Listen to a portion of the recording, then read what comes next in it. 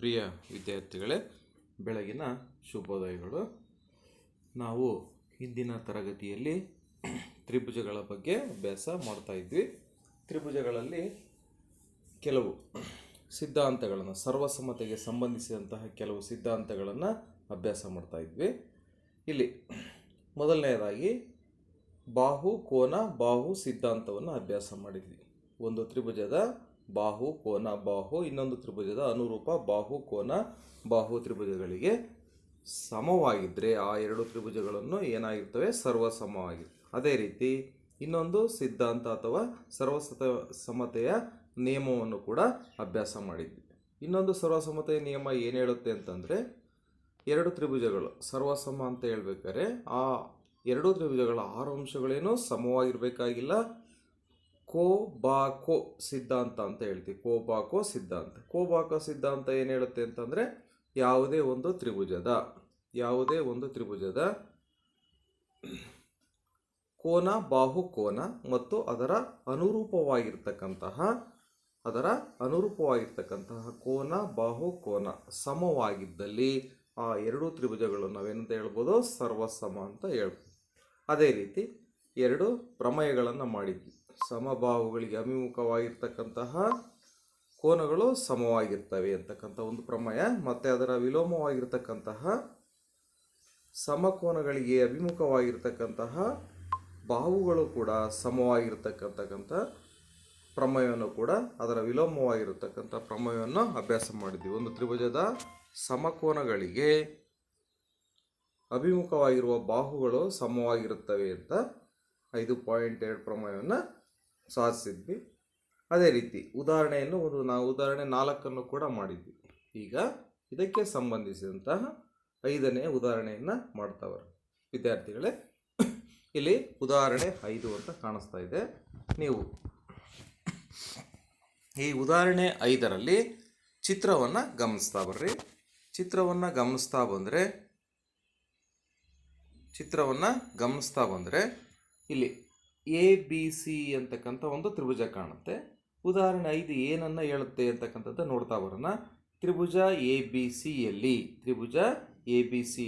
AB ಮತ್ತು AC ಸಮಬಾಹುಗಳು. ತ್ರಿಭುಜ ABCಯಲ್ಲಿ AB ಮತ್ತು ACಯ ಸಮಬಾಹುಗಳ ಮಧ್ಯಬಿಂದುಗಳು ಕ್ರಮವಾಗಿ E ಮತ್ತು Fಗಳು ಆಗಿವೆ. BF = CE ಎಂದು ತೋರಿಸಿ. BF = C. ವಿದ್ಯಾರ್ಥಿಗಳು ಸ್ವಲ್ಪ ಚಿತ್ರವನ್ನು ಗಮನಿಸ್ತಾ ಬರ್ರಿ. ತ್ರಿಭುಜ ABC ಏನಾಗಿದೆ, ಒಂದು ಸಮದ್ವಿಬಾಹು ತ್ರಿಭುಜ. ಆ ಸಮದ್ವಿಬಾಹು ತ್ರಿಭುಜದಲ್ಲಿ ಯಾವ ಸಮಬಾಹುಗಳಾಗಿವೆ, AB ಮತ್ತು AC. AB = AC ಅಂತ ಹೇಳ್ಬಿಟ್ಟು. ಅದೇ ರೀತಿ E ಮತ್ತು Fಗಳು ಈ ಸಮಬಾಹುಗಳ ಮಧ್ಯಬಿಂದುಗಳಾಗಿವೆ. ಇದನ್ನು ಬಳಸ್ಕೊಂಡು ನಾವು ಗಮನಿಸಿದ ವಿದ್ಯಾರ್ಥಿಗಳೇ, B ಮತ್ತು F ಅನ್ನು ಜಾಯಿನ್ ಮಾಡಿದಾಗ, ಸೇರಿಸಿದಾಗ BF ಬಾಹು ಉಂಟಾಯಿತು, ಮತ್ತು ಇನ್ನೊಂದು CE ಇವು ಸಮ ಅಂತ ತೋರಿಸ್ಬೇಕಾಗತ್ತೆ ವಿದ್ಯಾರ್ಥಿಗಳೇ. ಈಗ ಇದಕ್ಕೆ ಪರಿಹಾರವನ್ನು ಹುಡುಕ್ತಾ ಬಂದರೆ, ತ್ರಿಭುಜ ABCಯಲ್ಲಿ ತ್ರಿಭುಜ ABF ಅನ್ನು ಕಾಣಿಸ್ತಾ ಇದೆ ನೋಡ್ರಿ. ತ್ರಿಭುಜ ABF ಕಾಣಿಸ್ತಾ ಇದೆಯಾ? ತ್ರಿಭುಜ ಎ ಇಂದ ಸ್ಟಾರ್ಟ್ ಮಾಡ್ರಿ, BF. ಮತ್ತು ಅದೇ ರೀತಿ ಇನ್ನೊಂದು ತ್ರಿಭುಜ ACE. ಎರಡು ತ್ರಿಭುಜ ತಗೊಂಡಿದ್ದೀನಿ ಮೊದಲೇ, ಗಮನಿಸಿ ವಿದ್ಯಾರ್ಥಿಗಳೇ. ABF ಮತ್ತು ACE ಅಂತಕ್ಕಂತಹ ಎರಡು ತ್ರಿಭುಜಗಳನ್ನು ತಗೊಂಡಿದ್ವಿ. ಇಲ್ಲಿ ನಮಗೆ AB = AC ಅಂತಕ್ಕಂಥದ್ದು ನಮಗೆ ದತ್ತ ಕೊಟ್ಟಿದ್ದಾರೆ ಅವರು. AB = AC ಸಮ ದ್ವಿಬಾಹು ತ್ರಿಭುಜ AB = AC ಅಂತ ಕೊಟ್ಟಿದ್ದಾರೆ. ಆಮೇಲೆ ಇನ್ನೊಂದು ಗಮನಿಸಬೇಕಾಗುತ್ತೆ, ಸಾಮಾನ್ಯ ಕೋನ A ಅಂತಕ್ಕಂಥದ್ದು ಸಾಮಾನ್ಯ ಕೋನ ಆಗಿದ್ದರಿಂದ ಕೋನ A = ಕೋನ A ಅಂತ ಬರಿಬೋದು. ಮತ್ತು AF = AE ಅಂತ ಬರಿಬೋದು. ಯಾಕಂತಂದರೆ ಇವು ಸಮಬಾಹುಗಳ ಅರ್ಧಗಳಾಗಿವೆ, ಆದ್ದರಿಂದ AF = AE ಅಂತ ಹೇಳ್ಬೋದು. ಆದ್ದರಿಂದ ತ್ರಿಭುಜ ABF ಸರ್ವಸಮ ತ್ರಿಭುಜ ACE ಅಂತ ಹೇಳ್ಬೋದು. ಆದ್ದರಿಂದ ವಿದ್ಯಾರ್ಥಿಗಳೇ, ನಾವು ಉಳಿದ ಅಂಶಗಳಾಗಿರ್ತಕ್ಕಂಥ ಸರ್ವಸಮ ತ್ರಿಭುಜಗಳ ಉಳಿದ ಅಂಶ BF = CE ಅಂತ 3 ದಿಂದ ಬರೆಯಬಹುದು. ವಿದ್ಯಾರ್ಥಿಗಳ ಅರ್ಥ ಆಯ್ತಾ? ತ್ರಿಭುಜ ಎ ಬಿ ಸಿ ಇದೆ. ತ್ರಿಭುಜ ಎ ಬಿ ಸಿಯಲ್ಲಿ A B equals A C ಇದೊಂದು ಸಮದ್ವಿಬಾಹು ತ್ರಿಭುಜ ಆಗಿದೆ. ಅಲ್ಲಿ ಎ ಬಿ ಯ ಮಧ್ಯೆ ಬಂದು ಇ ಆಗಿದೆ, ಎ ಸಿ ಯ ಮಧ್ಯೆ ಬಂದು ಎಫ್ ಆಗಿದೆ. ನಾವೇನಂತ ಸಾರಿಸ್ಬೇಕು? A B F equals C E ಅಂತ ತೋರಿಸ್ರಿ ಅಂತ ಕೇಳಿದರೆ ವಿದ್ಯಾರ್ಥಿಗಳೇ, ಇಲ್ಲಿ ಎರಡು ತ್ರಿಭುಜವನ್ನು ತಾಳ್ರಿ. ಎ ಬಿ ಎಫ್ ಕಾಣಿಸ್ತಾ ಇದೆಯಾ? ಎ ಬಿ ಎಫ್ ಮತ್ತು ಎ ಸಿ ಈ ಎರಡು ತ್ರಿಭುಜವನ್ನು ತಾಳ್ರಿ. ಇದರಲ್ಲಿ A B equals A C ನಮಗೆ ದತ್ತ ಕೊಟ್ಟಿದ್ದಾರೆ. ಎ ಅಂತಕ್ಕಂಥ ಕೋನ ಸಾಮಾನ್ಯ ಎರಡು ತ್ರಿಭುಜಗಳಿಗೆ ಸಾಮಾನ್ಯ ಕೋನ ಆಗುತ್ತೆ. ಯಾವುದು? ಎ ಕೋನ. ಅದೇ ರೀತಿ A E equals A F equals A E ಅಂತ ಹೇಳ್ಬೋದು. ಯಾಕೆಂದರೆ ಇವು ಸಮಬಾಹುಗಳ ಅರ್ಧಗಳು ಕೂಡ ಸಮವಾಗಿರ್ತವೆ. ಆದ್ದರಿಂದ ಈ ಎರಡು ತ್ರಿಭುಜಗಳು ಸರ್ವಸಮ ಅಂತ ತೋರಿಸಿದ್ವಿ. ಸರ್ವಸಮ ಅಂತ ತೋರಿಸಿದ ಮೇಲೆ ಈ ಎರಡೂ ತ್ರಿಭುಜಗಳು ಏನಾಗ್ತವೆ? ಸರ್ವಸಮ ಆದಮೇಲೆ ಉಳಿದಿರ್ತಕ್ಕಂಥ ಅಂಶಗಳು B F equals C E ಅಂತ ಬರಿಬೋದು. ಸ3 ಆಬ corresponding parts of congruent triangles ಅಂತ ಹೇಳ್ತೀವಿ. ವಿದ್ಯಾರ್ಥಿಗಳೇ, ಮುಂದಿನ ಪ್ರಾಬ್ಲಮ್ಗೆ ಹೋಗೋಣ. ಈಗ ಉದಾಹರಣೆ 6 ಗಮನಿಸ್ತಾ ಬರ್ರಿ. ಉದಾಹರಣೆ 6 ಗಮನಿಸ್ತಾ ಬಂದಾಗ ನೋಡಿ, ಪ್ರಾಬ್ಲಮ್ಮನ್ನು ನೋಡ್ತಾ ಬರ್ರಿ. ಸಮದ್ವಿಬಾಹು ತ್ರಿಭುಜ. ಇಲ್ಲೂ ಕೂಡ ಒಂದು ಸಮದ್ವಿಬಾಹು ತ್ರಿಭುಜವನ್ನು ಕೊಟ್ಟಿದ್ದಾರೆ. ಈ ಒಂದು ಸಮದ್ವಿಬಾಹು ತ್ರಿಭುಜದಲ್ಲಿ ಎ ಬಿ ಸಿ ಯಲ್ಲಿ A B equals A C, A B equals A C. ಆಮೇಲೆ ಬಿ ಸಿಯ ಮೇಲೆ ಈಗ ಮೂರನೇ ಇನ್ನೊಂದು ಉಳಿದಿರ್ತಕ್ಕಂಥ ಬಾಹು ಬಿ ಸಿಯ ಮೇಲೆ ಎರಡು ಬಿಂದುಗಳಿದ್ದಾವೆ. ಬಿ ಸಿಯ ಮೇಲೆ B E equals C D ಆಗುವಂತೆ, ಬಿ ಈಕ್ವಲ್ಸ್ ಏನಾಗಬೇಕು? ಸಿ ಡಿ ಆಗುವಂತೆ ಇ ಮತ್ತು ಡಿ ಮತ್ತು ಇ ಬಿಂದುಗಳಿವೆ. ಡಿ ಮತ್ತು ಇ ಬಿಂದುಗಳಿವೆ. ಆವಾಗ ನಾವೇನಂತ ತೋರಿಸ್ಬೇಕು? A D. ಗಮನಿಸಿದ್ರಾ?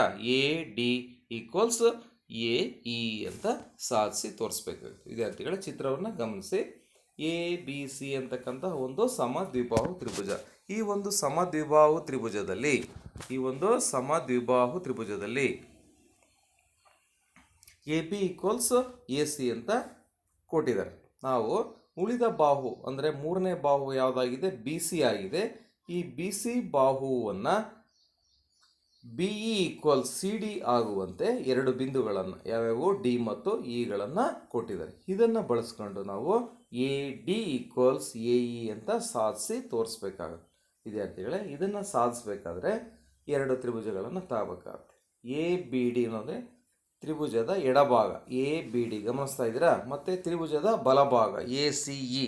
ಈ ಎರಡೂ ತ್ರಿಭುಜಗಳನ್ನು ತಾಂಡು A B equals A C ದತ್ತ ನಮಗೆ ಕೊಟ್ಬಿಟ್ಟಿದ್ದಾರೆ. A B equals A C ಒಂದು ಅಂಶ ಆಯಿತು. ಆಮೇಲೆ ಇನ್ನೊಂದು ಕೋನ ಬಿ ಈಕ್ವಲ್ಸ್ ಕೋನ ಸಿ ಅಂತ ಬರಿಬೋತಾನೆ. ಏಕೆಂದರೆ ಸಮಬಾಹುಗಳಿಗೆ ಪ್ರಮೇಯದ ಪ್ರಕಾರ ಸಮಬಾಹುಗಳಿಗೆ ಅಭಿಮುಖವಾಗಿರ್ತಕ್ಕಂಥ ಕೋನಗಳು ಕೂಡ ಸಮವಾಗಿರ್ತವೆ ಅಂತ ಹೇಳು. ಅದೇ ರೀತಿ ಬಿ ಈಕ್ವಲ್ಸ್ ಸಿ ಡಿ, ಇದು ರಚನೆಯಿಂದ ಬಿ ಈಕ್ವಲ್ಸ್ ಸಿ ಡಿ ಈ ರೀತಿಯಾಗಿ ನಾವು ರಚನೆಯನ್ನು ಮಾಡ್ಕೊಂಡಿದ್ವಿ. ಆದ್ದರಿಂದ ಬಿ ಮೈನಸ್ ಡಿ ಮಾಡ್ತೀನಿ, ಮತ್ತು ಸಿ ಡಿ ಮೈನಸ್ ಡಿ ಮಾಡ್ತೀನಿ. ಬಿ ಮತ್ತು ಸಿ ಡಿಗಳಲ್ಲಿ ಸಮಾಂಶಗಳನ್ನು ಕಳೆದಾಗ ಉಳಿದ ಅಂಶಗಳು ಕೂಡ ಸಮವಾಗಿರ್ತವೆ. ಬಿ ನಲ್ಲಿ ಡಿ ಕಳೆದ್ರೆ ಬಿ ಡಿ ಆಗುತ್ತೆ. ಅದೇ ಸಿ ಡಿಯಲ್ಲಿ ಡಿ ಅನ್ನು ಕಳೆದ್ರೆ ಸಿ ಇ ಆಗುತ್ತೆ. ಚಿತ್ರವನ್ನು ಗಮನಿಸಿ. ಬಿ ಇನಲ್ಲಿ ಡಿ ಅನ್ನು ಕಳೀರಿ, ಉಳಿತಕ್ಕಂಥದ್ದು ಬಿ ಡಿ. ಅದೇ ಥರ ಸಿ ಡಿನಲ್ಲಿ ಡಿ ಅನ್ನು ಕಳೀರಿ, ಉಳಿತಕ್ಕಂಥದ್ದು ಸಿ ಇ. ಆದ್ದರಿಂದ ತ್ರಿಭುಜ ಎ ಬಿ ಡಿ ಮತ್ತು ತ್ರಿಭುಜ ಎ ಸಿ ಇಗಳು ಎಂತಹ ತ್ರಿಭುಜಗಳು? ಸರ್ವಸಮ ತ್ರಿಭುಜಗಳು. ಈಗ ನಾವು ಗಮನಿಸಿದ ಪ್ರಕಾರ 1, 2 ಮತ್ತು 3ರ ಪ್ರಕಾರ ಬಾಹು ಕೋನ ಬಾಹು ನಿಯಮವನ್ನು ಬಳಸಿ A D equals A E ಅಂತ ಬರೀಬೋದು. A D equals A E ಅಂತ ಬರೀಬೋದು. ವಿದ್ಯಾರ್ಥಿಗಳೇ, ಇನ್ನೊಮ್ಮೆ ಗಮನಿಸಿ. ಇಲ್ಲಿ ನಮಗೆ ಒಂದು ತ್ರಿಭುಜವನ್ನು ಕೊಟ್ಟಿದ್ದಾರೆ. ಆ ತ್ರಿಭುಜ ಏನಾಗಿದೆ? ಎ ಬಿ ಸಿ ಸಮ ದ್ವಿಬಾಹು ತ್ರಿಭುಜ. ಯಾವುವು ಇಲ್ಲಿ ಸಮಬಾಹುಗಳು? A B equals A C ಅಂತ ಅವ್ರು ಕೊಟ್ಟಿದ್ದಾರೆ. ಉಳಿದಕ್ಕಂಥ ಮೂರನೇ ಬಾಹು ಬಿ ಸಿ, ಆ ಬಿ ಸಿಯ ಮೇಲೆ ಎರಡು ಬಿಂದುಗಳನ್ನು ಗುರುತಿಸ್ತೀವಿ. ಯಾವ್ಯಾವು? ಡಿ ಮತ್ತು ಇ. ಅವನ್ನ ಯಾವ ರೀತಿಯಾಗಿ ಗುರುತಿಸ್ತೀವಿ ಅಂತಂದರೆ ಬಿ ಈಕ್ವಲ್ಸ್ ಸಿ ಡಿ ಆಗುವಂತೆ ಡಿ ಮತ್ತು ಇಗಳನ್ನು ಗುರುತಿಸ್ಕೊಂಡಿದ್ವಿ. ಈಗ ನಾವು ಎಡಭಾಗದ ತ್ರಿಭುಜ ಎ ಬಿ ಡಿ ಮತ್ತು ಬಲಭಾಗದ ತ್ರಿಭುಜ A C E A C ಈ ಎರಡು ತ್ರಿಭುಜಗಳನ್ನು ತಗೊಂಡು ಅವನ್ನ ನಾವೇನಂತ ಸಾಧಿಸಬೇಕು? ಸರ್ವಸಮ ಅಂತ ಸಾಧಿಸೋಕ್ಕೆ ಪ್ರಯತ್ನ ಮಾಡೋಣ. ನಮಗಾಗಲೇ ಗೊತ್ತಿದೆ ವಿದ್ಯಾರ್ಥಿಗಳೇ. ಇಲ್ಲಿ A B equals A C ನಾವು ಯಾವುದೇ ಇದನ್ನು ಬಾಹುಕೋನ ಬಾಹು ಸಿದ್ಧಾಂತವನ್ನು ಸಾಧಿಸ್ಬೇಕಾದ್ರೆ ಎರಡು ಬಾಹು ಒಂದು ಕೋನ ನಮಗೆ ಸಮ ಅಂತ ಗೊತ್ತಿರಬೇಕು. A B equals A C ದತ್ತ ಕೊಟ್ಟಿರ್ತಾನೆ ನಮಗೆ. ಅದೇ ರೀತಿ ಕೋನ ಬಿ ಈಕ್ವಲ್ಸ್ ಏನೋ ಕೋನ ಸಿ, ಕೋನ ಬಿ ಈಕ್ವಲ್ಸ್ ಕೋನ ಸಿ ಅಂತ. ಏಕೆಂದರೆ ಸಮಬಾಹುಗಳಿಗೆ ಅಭಿಮುಖವಾಗಿರ್ತಕ್ಕಂಥ ಕೋನಗಳು ಕೂಡ ಏನಾಗಿರ್ತವೆ, ಸಮವಾಗಿರುತ್ತೆ. ಪ್ರಮೇಯ 5.3 ಪ್ರಕಾರ. ಅದೇ ರೀತಿ ನಾವು ರಚನೆಯನ್ನು ಮಾಡ್ಕೊಂಡಿದ್ದೀವಿ, B E equals C D ಅಂತ ರಚನೆ ಮಾಡ್ಕೊಂಡಿದ್ವಿ. B equals C D. ಈಗ ಸಮ ಅಂಶಗಳಿಂದ ಸಮ ಅಂಶಗಳನ್ನು ಕಳೆದಾಗ ಉಳಿದ ಅಂಶಗಳು ಕೂಡ ಸಮವಾಗಿವೆ. ಬಿ ಮತ್ತು ಸಿ ಡಿಗಳಲ್ಲಿ ಡಿಯನ್ನು ಕಳೀತಾ ಬರ್ರಿ. ಏನು ಬರುತ್ತೆ, ಬಿನಲ್ಲಿ ಡಿಯನ್ನು ಕಳೆದ್ರೆ ಬಿ ಡಿ ಬರುತ್ತೆ, ಸಿ ಡಿಯಲ್ಲಿ ಡಿಯನ್ನು ಕಳೆದ್ರೆ ಸಿ ಇ ಬರುತ್ತೆ. ಇದರಿಂದ ನಾವು B D equals C E ಅಂತ ಬರಿಬೋದು. ಆದ್ದರಿಂದ ಈ ಎರಡು ತ್ರಿಭುಜಗಳು ಎಂಥ ಸರ್ವಸಮ ತ್ರಿಭುಜಗಳಾಗುತ್ತೆ. ಈ ಮೂರು ಅಂಶಗಳನ್ನು ಬಾಹು ಕೋನ ಬಾಹು ಬಳಸಿ ನಾವೇನಂತ ಹೇಳ್ಬೋದು, A D equals A E ಅಂತ ಸಾಧಿಸಿ ತೋರಿಸಿದ್ವಿ. ಅದೇ ರೀತಿ ವಿದ್ಯಾರ್ಥಿಗಳೇ, ಇಲ್ಲಿ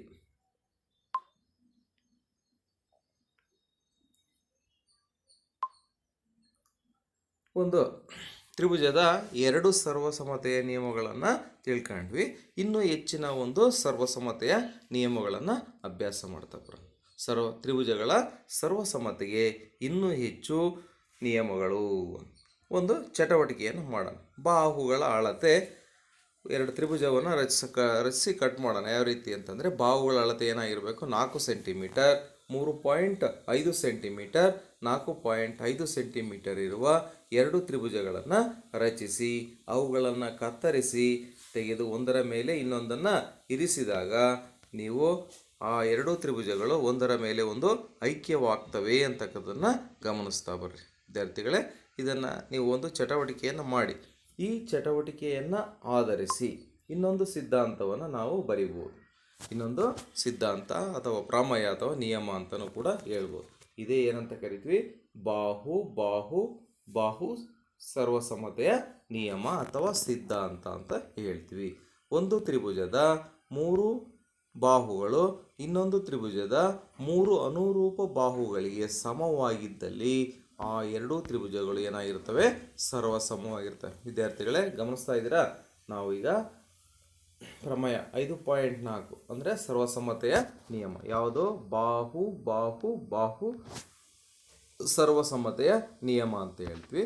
ಇದು ಏನು ಹೇಳುತ್ತೆ ಅಂದರೆ, ಒಂದು ತ್ರಿಭುಜದ 3 ಬಾಹುಗಳು ಇನ್ನೊಂದು ತ್ರಿಭುಜದ 3 ಅನುರೂಪ ಬಾಹುಗಳಿಗೆ ಸಮವಾಗಿದ್ದಲ್ಲಿ ಆ ಎರಡೂ ತ್ರಿಭುಜಗಳು ಏನಾಗಿರ್ತವೆ, ಸರ್ವಸಮ ಆಗಿರ್ತವೆ ಅಂತ ಈ ಒಂದು ಸರ್ವಸಮ ನಿಯಮ ಹೇಳುತ್ತೆ. ಅದೇ ರೀತಿ ವಿದ್ಯಾರ್ಥಿಗಳು ಇನ್ನೊಂದು ಚಟುವಟಿಕೆಯನ್ನು ಮಾಡೋಣ.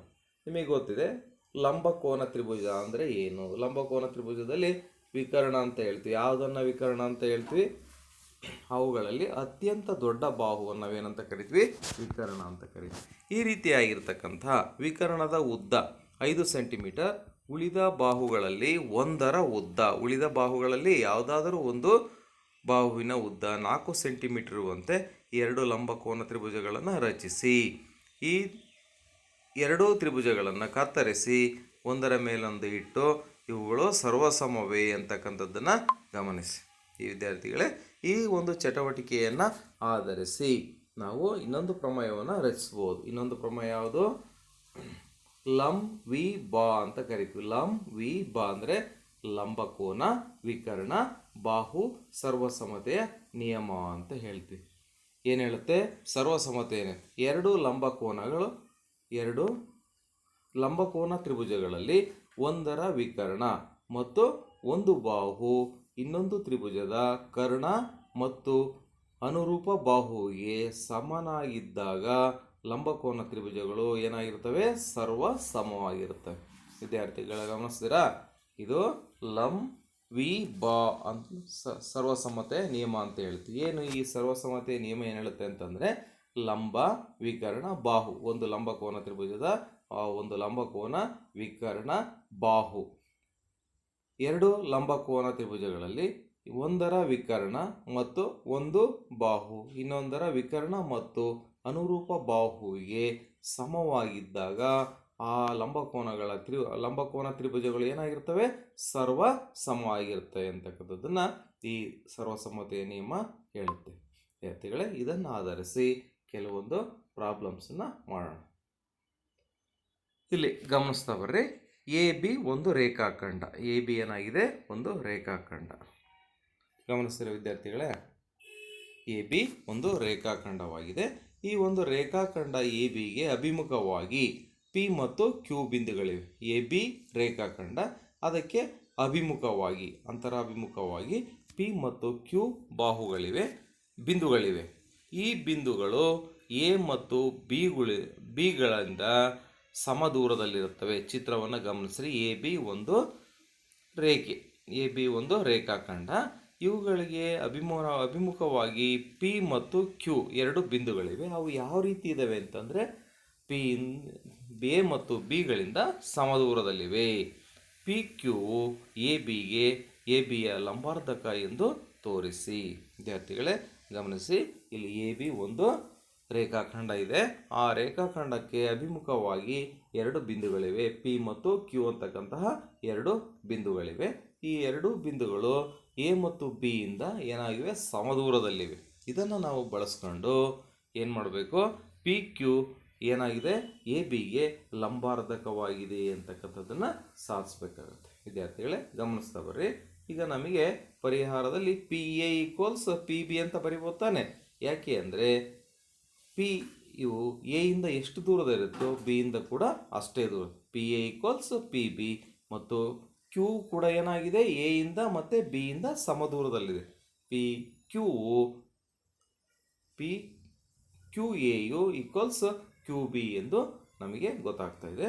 ಈಗ ನಾವು ಏನಂತ ಸಾಧಿಸಬೇಕಾಗಿದೆ, ಪಿ ಕ್ಯೂ ಲಂಬ ಎ ಬಿ ಮತ್ತು ಪಿ ಕ್ಯೂ ಎ ಬಿಯನ್ನು ಅರ್ಧಿಸುತ್ತದೆ ಎಂದು ತೋರಿಸಬೇಕಾಗಿದೆ. ಪಿ ಕ್ಯೂ ಎ ಬಿಗೆ ಲಂಬವಾಗಿದೆ ಮತ್ತು ಎ ಬಿಯನ್ನು ಲಂಬವಾಗಿದ್ದ ಮೇಲೆ ಅದೇನು ಮಾಡುತ್ತೆ, ಎ ಬಿಯನ್ನು ಅರ್ಧಿಸುತ್ತದೆ ಅಂತ ತೋರಿಸ್ಬೇಕಾಗುತ್ತೆ. ವಿದ್ಯಾರ್ಥಿಗಳೇ, ಒಂದು ಚಿತ್ರವನ್ನು ಗಮನಿಸ್ತಾ ಬಂದಾಗ ಎರಡು ತ್ರಿಭುಜಗಳನ್ನು ತಗೊಳ್ಳೋಣ. ಒಂದನೆಯ ತ್ರಿಭುಜ ಪಿ ಎ ಕ್ಯೂ, ಒಂದನೆಯ ತ್ರಿಭುಜ ಪಿ ಎ ಕ್ಯೂ ಮತ್ತು ಇನ್ನೊಂದು ತ್ರಿಭುಜ ಪಿ ಬಿ ಕ್ಯೂ. ಈ ಎರಡು ತ್ರಿಭುಜಗಳನ್ನು ತಗೊಂಡು ನಾವು A P equals B P ಅಂತ ಬರೀಬೋದು ತಾನೆ. A P equals B P ದತ್ತ, ಅದೇ P A equals P B ಅಥವಾ A P equals A P.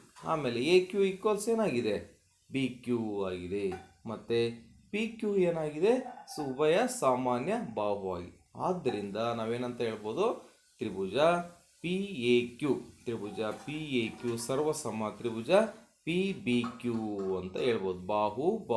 ಬಾಹು ನಿಯಮವನ್ನು ಅನುಸರಿಸಿ ಈ ಎರಡೂ ತ್ರಿಭುಜಗಳು ಏನಂತ ಹೇಳ್ಬೋದು, ಸತ್ರಿಯ ಆಬಾಯಿಂದ ನಾವೇನಂತ ಹೇಳ್ಬೋದು, ಸಿ ಪಿ ಸಿ ಟಿಯಿಂದ ಉಳಿದಂಥ ಅಂಶ ಕೋನ ಎ ಪಿ ಕ್ಯೂ ಈಕ್ವಲ್ಸ್ ಕೋನ ಬಿ ಪಿ ಕ್ಯೂ ಅಂತ ಬರಿಬೋದು.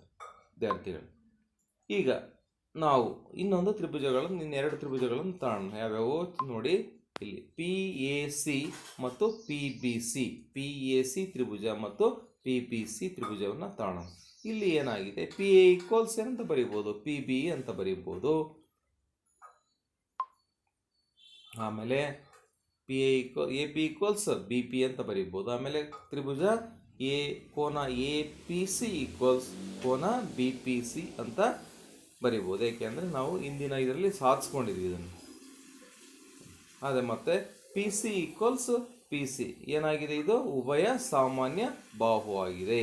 ಆದ್ದರಿಂದ ತ್ರಿಭುಜ ಪಿ ಎ ಸಿ ಸರ್ವಸಮ ತ್ರಿಭುಜ ಪಿ ಬಿ ಸಿ ಅಂತ ಬರೀಬೋದು. ವಿದ್ಯಾರ್ಥಿಗಳು ಗಮನಿಸ್ತೀರಾ, ತ್ರಿಭುಜ ಪಿ ಎ ಸಿ ಮತ್ತು ಪಿ ಬಿ ಸಿ ಎರಡು ತ್ರಿಭುಜ ತಗೊಂಡಿದ್ವಿ. A P equals B P, ಏಕೆಂದರೆ ಪಿ ಬಿಂದುವು ಎ ಇಂದ ಮತ್ತು ಬಿ ಇಂದ ಸಮದೂರದಲ್ಲಿರುವುದರಿಂದ ಏನಂತ ಬರೀಬೋದು, ನಾವು A P equals B P ಅಂತ ಬರೀಬೋದು. ಈಗ A P C equals B P C ಇದನ್ನ ಸಾಧಿಸ್ಕೊಂಡಿದ್ವಿ ಮತ್ತು P C equals P C. ಆದ್ದರಿಂದ ಈ ಎರಡು ತ್ರಿಭುಜಗಳು ಏನಾಗಿದೆ, ಸರ್ವಸಮ ತ್ರಿಭುಜಗಳಾಗಿವೆ. ಈಗ ಸತ್ರಿಯ ಅಭಾಯಿಂದ ನಾವೇನಂತ ಹೇಳ್ಬೋದು, A C equals B C ಅಂತ ಬರೆಯುವುದು. A C equals B C ಮತ್ತು ಕೋನ ಎ ಸಿ ಪಿ ಈಕ್ವಲ್ಸ್ ಕೋನ ಬಿ ಸಿ ಪಿ ಅಂತಲೂ ಬರೀಬೋದು. ಈಗ ನಾವು ಇಲ್ಲಿ ಎ ಸಿ ಪಿ ಮತ್ತು A C P plus B C P, A C P plus B C P equals ಚಿತ್ರವನ್ನು ಗಮನಿಸಿದಾಗ A C P plus B C P, A C P ಮತ್ತು B C P ಇವೆರಡು ಎಂತಹ ಇವು ಸರಳ ಯುಗ್ಮಿಗಳಾಗಿವೆ. ಈ ಸರಳ ಯುಗ್ಮಿಗಳ ಮೊತ್ತ ಎಷ್ಟಾಗಿರುತ್ತೆ? 180 ಡಿಗ್ರಿ. ಎ ಸಿ ಪಿ ಮತ್ತು B C P. A C P equals B C P ಆಗಿರುವುದರಿಂದ ಬಿ ಸಿ ಪಿ ಬದಲಿಗೆ ಏನಂತ ಬರೀಬೋದು? ಎ ಸಿ ಪಿ ಅಂತ ಬದಲಾಯಿಸ್ಬೋದು. A C P plus A C ಪಿಯನ್ನು ಕೂಡಿದಾಗ ಏನಾಗುತ್ತೆ? 2 ಎ ಸಿ ಪಿಗಳು ಆಗ್ತವೆ. 2 ಎ ಸಿ ಪಿ ಈಕ್ವಲ್ಸ್ ಎಷ್ಟು ಡಿಗ್ರಿ? 180 ಡಿಗ್ರಿ. ಬರೀ A C P equals 180 degree divided by 2 ಅಂದರೆ 180ಅನ್ನು 2ರಿಂದ ಭಾಗಾಕಾರ ಮಾಡಿದಾಗ ಎಷ್ಟು ಬರುತ್ತೆ? 90 ಡಿಗ್ರಿ ಬರುತ್ತೆ. 1 ಮತ್ತು 2ರಿಂದ ಎ ಬಿಯ ಲಂಬಾರ್ಧಕ ಪಿ ಕ್ಯೂ ಎಂದು ನಾವು ಸುಲಭವಾಗಿ ನಿರ್ಧರಿಸ್ಬೋದು. ಏಕೆಂದರೆ ಎ ಸಿ ಪಿ 90 ಡಿಗ್ರಿ ಇತ್ತು ಅಂತಂದರೆ ಎ ಬಿಯ ಲಂಬಾರ್ಧಕ ಏನಾಗಿದೆ? ಪಿ ಕ್ಯೂ ಎಂದು. ಆಮೇಲೆ A P equals B P, P C equals P C ಆಗಿರುವುದರಿಂದ ಕೋನ ಪಿ ಎ ಸಿ ಈಕ್ವಲ್ಸ್ ಕೋನ ಪಿ ಬಿ ಸಿ ಅಂತ ಬರಿಬೋದು. ಇಲ್ಲಿ ಸಮಬಾಹುಗಳಿಗೆ ಅಭಿಮುಖವಾಗಿರ್ತಕ್ಕಂಥ ಕೋನ. ವಿದ್ಯಾರ್ಥಿಗಳೇ ನಮ್ಮೆ ಗಮನಿಸಿ, ಇಲ್ಲಿ ನಾವು ತ್ರಿಭುಜವನ್ನು ಕೊಟ್ಟಿದ್ದಾರೆ. ಇಲ್ಲಿ ತ್ರಿಭುಜವನ್ನು ಕೊಟ್ಟಿಲ್ಲ, ಎ ಬಿ ರೇಖಾಖಂಡವನ್ನು ಕೊಟ್ಟಿದ್ದಾರೆ. ಆಮೇಲೆ ಪಿ ಮತ್ತು ಕ್ಯೂಗಳು ಏನಾಗಿವೆ? 2 ಬಿಂದುಗಳು. ಇಲ್ಲಿಂದ ಪಿ ಎ ಮತ್ತು ಬಿಯಿಂದ ಸಮದೂರಗಳು, ಎ ಬಿಯಿಂದ ಸಮದೂರ. ಇದನ್ನು ನಾವು ಬಳಸ್ಕೊಂಡು ಈ ರೀತಿ ಕೋನ ಪಿ ಎ ಸಿ ಈಕ್ವಲ್ಸ್ ಕೋನ ಪಿ ಬಿ ಸಿ ಅಂತ ಸಾಧಿಸಿ ತೋರಿಸ್ಬೋದು. ವಿದ್ಯಾರ್ಥಿಗಳೇ, ಇಂದಿನ ತರಗತಿಯನ್ನು ಇಲ್ಲಿಗೆ ನಾವು ಪೂರ್ಣಗೊಳಿಸೋಣ.